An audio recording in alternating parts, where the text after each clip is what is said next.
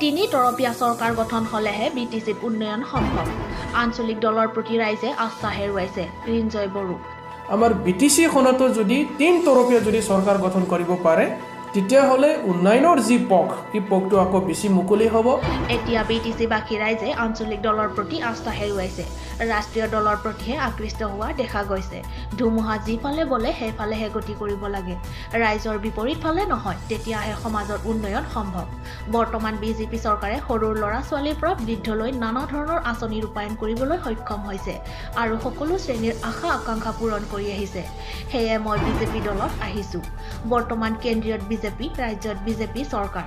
ঠিক তেনেকৈ যদি বিটিচিত বিজেপি আহি তিনি তৰপীয়া চৰকাৰ গঠন হয় তেতিয়াহে বিটিচিত উন্নয়ন সম্ভৱ। এতিয়া ৰাইজে বুজি পালে কোনে কি কাম কৰিব। সকলোৱে উন্নয়ন আৰু পৰিৱৰ্তন বিচাৰিছে। আনহাতে তেওঁ BPF-ক কটাক্ষ কৰি কয় যে বৰ্তমান BPF-ত দুৰ্গম হৈছে, গৰাখহনীয়া সৃষ্টি হৈছে।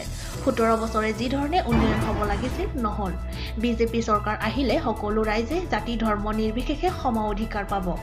এইবাৰ হৰিচিঙা পৰিষদীয় সমষ্টিৰ পৰা মই ৰাইজৰ সঁহাৰি অনুসাৰে বিপুল ভোটেৰে জয়ী হোৱাটো নিশ্চিত আৰু বিটিআৰত যে পদুম ফুলিব সেইটো এক প্ৰকাৰৰ ধ্ৰুৱ সত্য বুলি শনিবাৰে 36 নং হৰিচিঙা পৰিষদীয় সমষ্টি বিজেপিৰ প্ৰাৰ্থী ৰিঞ্জয় বড়োৱে টংলা প্ৰেছ ক্লাবৰ মুকলি প্ৰশ্ন প্ৰত্যুত্তৰ আপোনাৰ শীৰ্ষক অনুষ্ঠানত অংশগ্ৰহণ কৰি এই কথা ব্যক্ত কৰে তেওঁ। টংলাৰ পৰা অৰূপ বড়োৰ ৰিপৰ্ট, নিউজ 24 বড়োলেণ্ড। ভাৰতীয় জনতা পাৰ্টি যি আমাৰ ৰাজনৈতিক দল, এই ৰাজনৈতিক দলক সকলো শ্ৰেণীৰ ৰাইজে, ভাষাভাষী ৰাইজে আজি আঁকোৱালি লৈছে আৰু ইয়াৰ কাৰণে মই ভাবোঁ আমি নিশ্চয় এবাৰ বিটিচিখনত ভাৰতীয় জনতা পাৰ্টিয়ে এককভাৱে চৰকাৰ গঠন কৰাৰ ক্ষেত্ৰত সফল হ'ব। বিগত 3টা কাৰ্যকাল হৰিচিঙা সমষ্টিটো হয় BPF-ৰ দখলত আছিলে। এতিয়া BPF-ৰ দুৰ্গ হিচাপে চিহ্নিত হৈ আছিল। হয়, সেই সমষ্টিটো আপুনি BPF-ৰ পৰা কেনেকৈ আপোনাৰ বিজেপিৰ দখলত আনিব পাৰিব? 17টা বছৰে BPF-ৰ যি শাসনকাল, 17টা বছৰ তেওঁলোকৰ শাসনকালত ৰাইজে যি ধৰণে বিচাৰিছিল, যি ধৰণে উন্নতি হ'ব লাগিছিল, আজি ৰাইজে ভবাৰ দৰে, ৰাইজে বিচৰাৰ দৰে আজি উন্নয়নৰ যি নমুনা আমি বিচাৰি পোৱা নাই। কাৰণ আমি প্ৰতিটো চুবাত ইতিমধ্যে আমি মিটিং সমাপ্ত কৰিছোঁ। প্ৰতিটো চুবা ৰাইজে কয় যে আমাৰ এখন গাঁৱত বাৰিষা দিনত এই আঁঠু লাগি মানে পানী হয়, বাইক চলাব নোৱাৰোঁ। কণ ছাত্ৰ ছাত্ৰী স্কুলত যাবলৈ যথেষ্টখিনি অসুবিধাৰ সন্মুখীন হয়। আৰু ইয়াৰ বাহিৰেও আজি তাৰিখত এনেকুৱা মানে ঠাই আছে হৰিচিঙা সমষ্টিৰ অন্তৰ্গত য'ত মানে এম্বুলেঞ্চ এখন যাব নোৱাৰে, য'ত মানে দলঙৰ ব্যৱস্থা নাই, ৰাস্তাৰ কোনো মানে ভাল এটা মানে ব্যৱস্থা নাই। চ' তেনে ক্ষেত্ৰত ৰাইজে আজি 17টা বছৰ তেখেতসকলৰ শাসনকালত ৰাইজে আজি সন্তুষ্ট নহয়।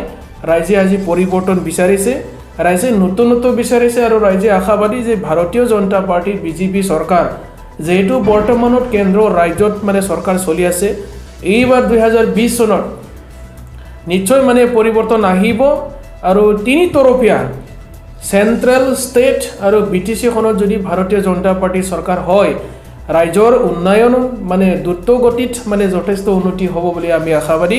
আৰু সকলো ৰাইজৰ মুখত আজি পৰিৱৰ্তনৰ যি শ্লোগান, এই শ্লোগানৰ কথা আমি সদায় শুনি আছোঁ।